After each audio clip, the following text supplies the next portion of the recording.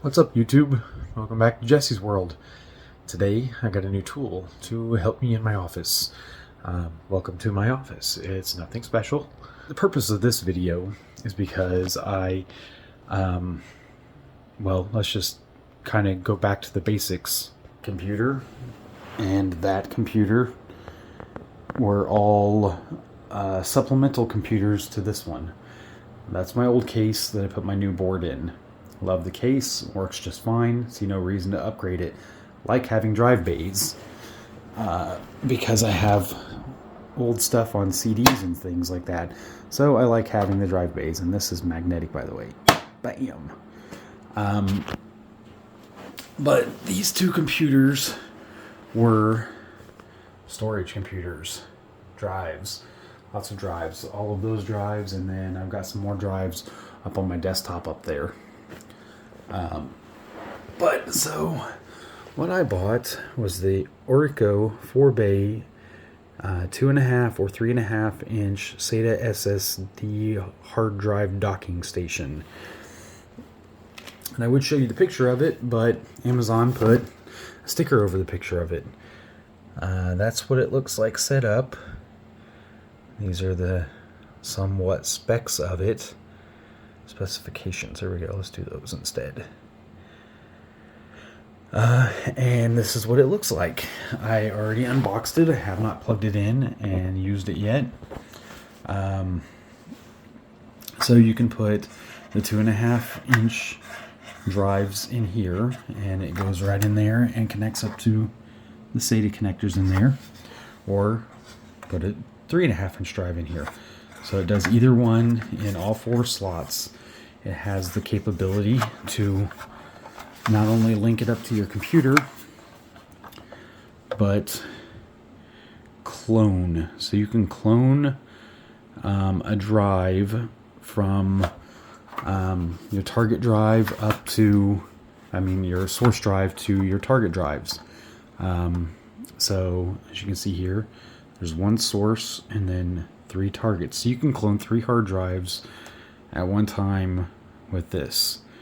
That's not what I'm going to be using it for. I'm going to use it because it also has this function that it's set on now, which is PC right there.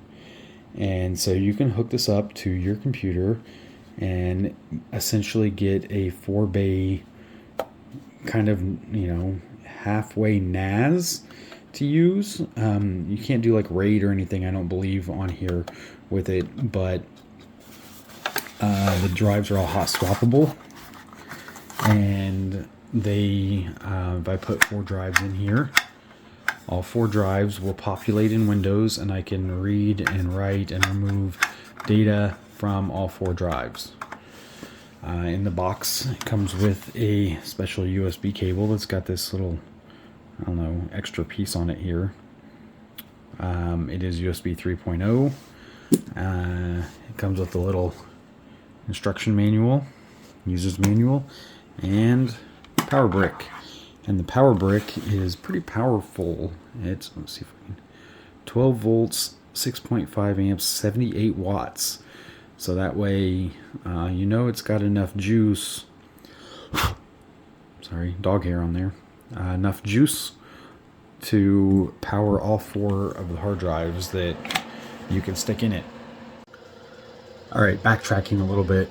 Before I go ahead and get this hooked up to the computer, I wanted to show you the makeshift things that I was working with beforehand, one of which I'll still have to use for the much older drives. But here's what I got. So this here, this is a board out of a portable hard drive caddy for I think it was a Seagate Free Agent Go. I think that's a Seagate logo right there. Yeah. Free Agent Go portable hard drive. And so I ripped apart the hard drive caddy and took the little PCB board out of the caddy. And so anytime I need to access or use a portable, or not portable, a 2.5-inch hard drive, I can just plug it in there, plug it into the SATA ports, and wrong side, the SATA and power ports. And then this cable that came with it is a special cable that's got 2 USBs on it. This thin one right here is just additional power. So you plug that one in first to one USB port. Make sure everything's all connected up to the little PCB board. And then you plug this one, the thicker one, into the data port that you want to use. And it will power up a 2.5-inch hard drive and allow you to access the data off of it. So that's method number one that I was using. This is a, let's see if I can get it to focus here, Vantech USB hard drive adapter. Let's see here. It does, oh, come on, focus, IDE and SATA to USB 2.0. It has the old school, well, no, that's the regular IDE port, I think, right? Which one is the regular?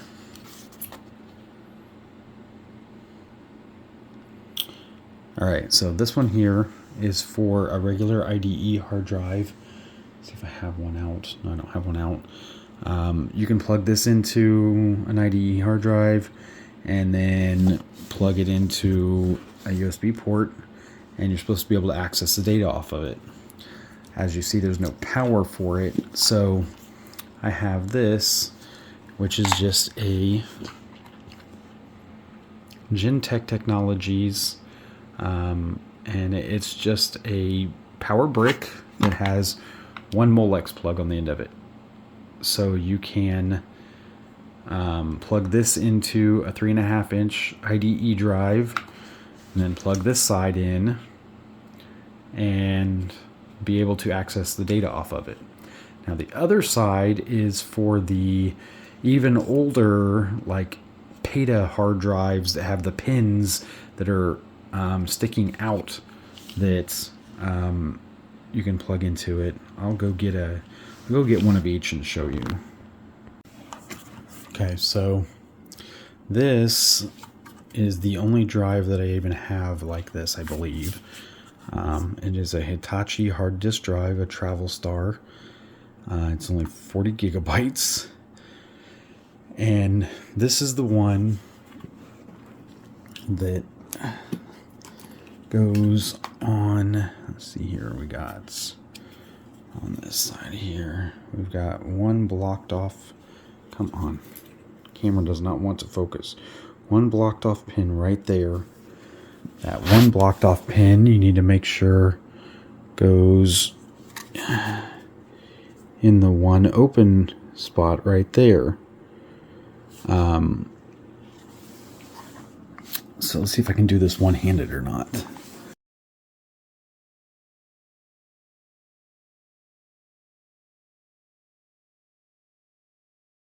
So I almost bent those pins trying to push this on there.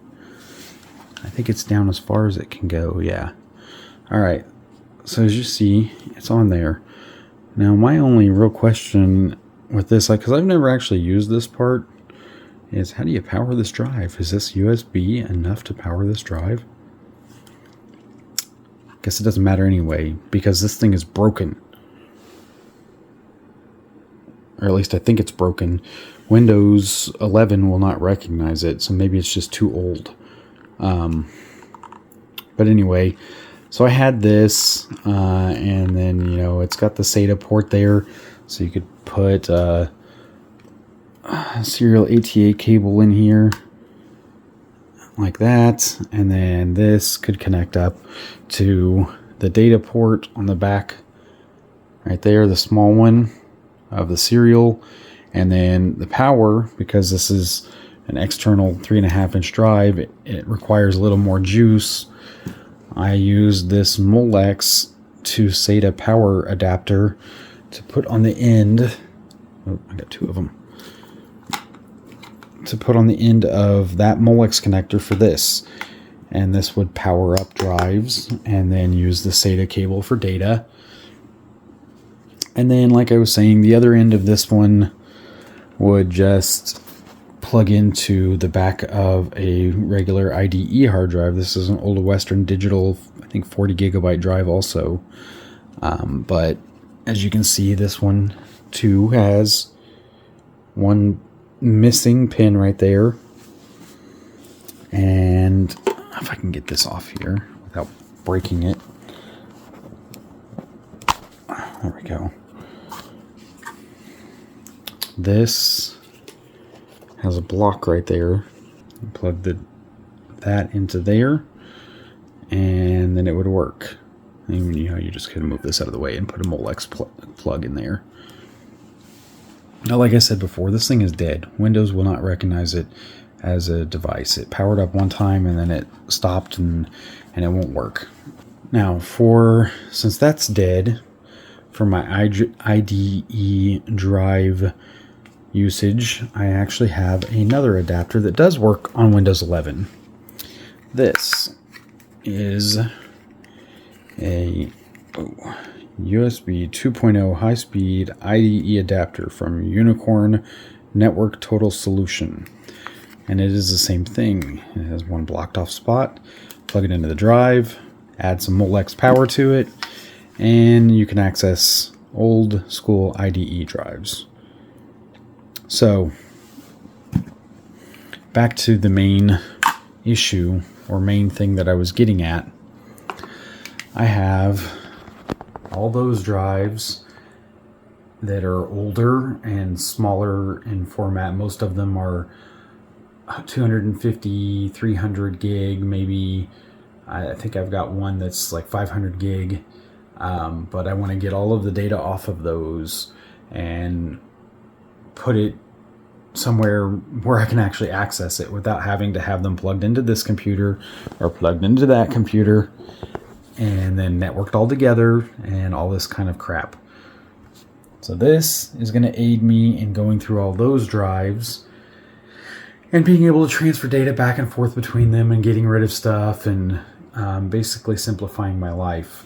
I also I have all of these other drives in here that are old drives from computers I used to own and computers of family members that I worked on that the computers went dead, or I upgraded their computers and added higher capacity drives. And so I'm going to be going through all of these drives to take data off of them and erase them, and then probably be getting rid of them in the near future.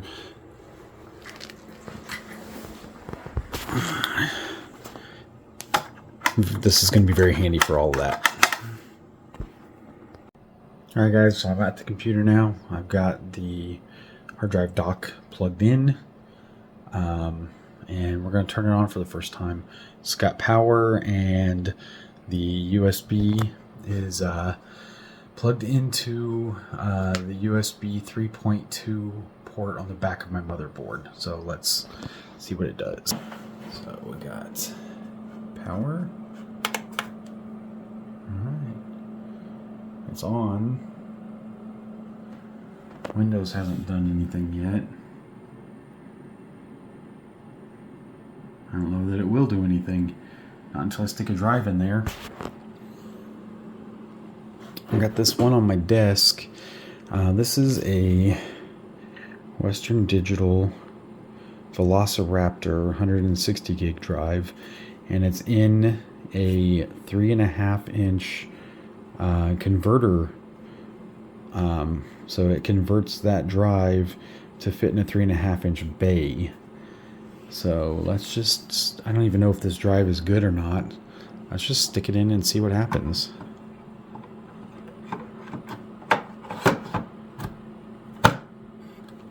Oh, I hear the drive kicking on. I'm not seeing anything yet. Maybe the drive's just bad. Because it's on. Oh, let's see here. It's set to PC mode. So initialized disk popped up, and it wants me to initialize the disk. It does say that we should use GPT for it. So let's initialize the disk. Request failed due to fatal device hardware error. So this drive must be bad. Let's try another disk. Alright, I've got a Seagate 500 gig. Also 0 ATA. Let's try this. Alright, it's spinning up. Alright, it's trying to initialize the disk again, and it failed. Guess it's time for me to do some research. Alright, so after screwing around with it for like 5 or 10 minutes, I figured out what I was doing wrong. So whenever you go to put drives in it, to get it to just read the drives that are on there without trying to initialize it or do anything stupid, you have to power it off first, and then put the drives in and then power it back on. It says that it's hot swappable, but every time I take a drive out, it makes it reload all the other drives back in. But right now I have drives up here on my 32-inch monitor over here. The one on the left is just an old Windows install that has no data on it. It didn't really have anything on it at all. And I'm going to do my first test on how quickly it can transfer files. This is 540 megabytes, and it's going to be from one drive to the other in the dock. I'm just going to copy it and paste it. This is a new drive, blank drive, just initialized it. So let's paste it over here and see how quickly it transfers. It's a whole lot of small files. And you can hear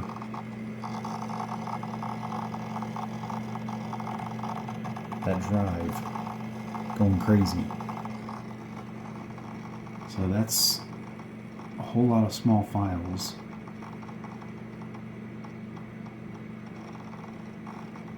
I'm just copying my profile from the old drive to the new one. And there, it finally just popped up with my name up there.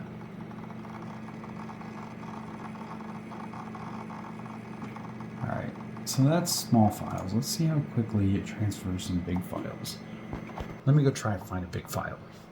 So right now I'm copying my latest YouTube video, the Dodge Neon video, from my SSD to that 500 gig drive, and it's transferring at roughly 120 megabytes per second.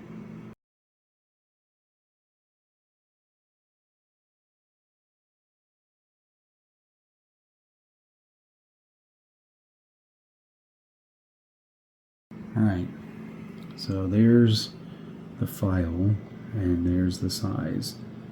9 million kilobytes. That translates to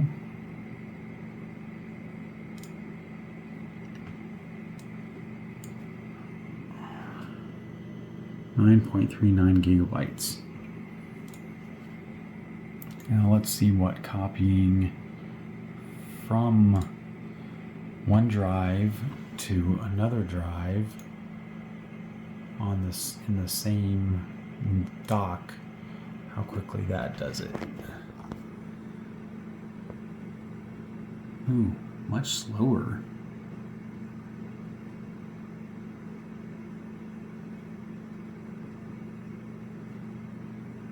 Wow, that's not impressive. That's from a Velociraptor drive that's 160 gigabyte Western Digital Velociraptor drive to a Sata drive. Or wait, no, from this Sata drive to the Velociraptor drive, and it's 30 megabytes per second.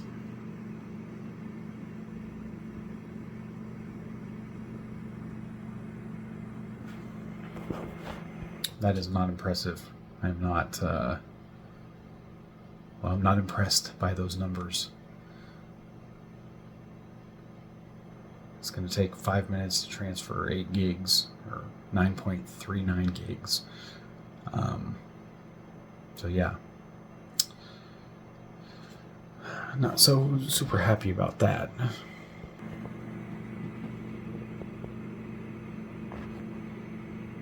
going to play around with it for a little bit, but for now it'll at least make it to where I can read and get data into and off of all of these drives that I have to do. I don't know, maybe, oh, it just jumped up to 48 megabytes. I wonder why it just all of a sudden jumped.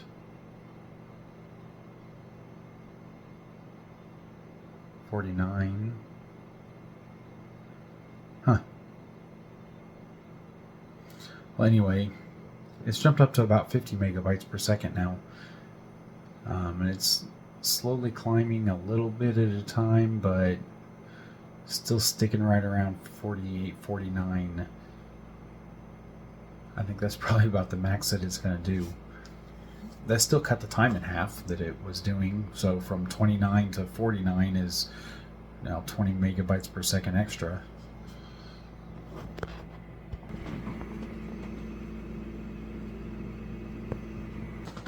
But guys, I think that's going to do it for this video. I don't know if I'm even going to post this or not. It's been very educational, and I haven't been, I don't know if it's even entertaining or not. Hopefully, I don't know, maybe one of you guys will like what you see, and it'll make you want to get it. It does do what it's supposed to, which is, you know, it allows you to dock SATA hard drive, whether it be 3.5 inch or 2.5 inch, or even that other drive is like this one. It's a really thick Velociraptor drive, and it's in there. It's just not using all of the opening. I have to make sure to just put it in real tight. And then this is a slim 3.5 inch drive. It's kind of leaning over a little bit, but it's docked in there fine. And it's almost done now. But like I said, I think that's gonna be it. It works. It does what it's supposed to. I can transfer files from one drive to the other. I can transfer files from the computer to either of the drives. And the only thing that I have to worry about is making sure I turn it on and off whenever I want to take drives in and out of it. So, yeah, that's it, guys. Have a great day. Thanks for coming back. Hopefully you guys enjoyed the video, got something out of it. Maybe you want to pick up one of your own. If you've got a lot of files on old drives like I do, and you need to go through them, sort them, figure out what you need to keep and what you want to get rid of, and or get rid of hard drives because you have too many like I do, it'll definitely do the job for you. And have a great night. Like, share, subscribe, and I'll see you next time.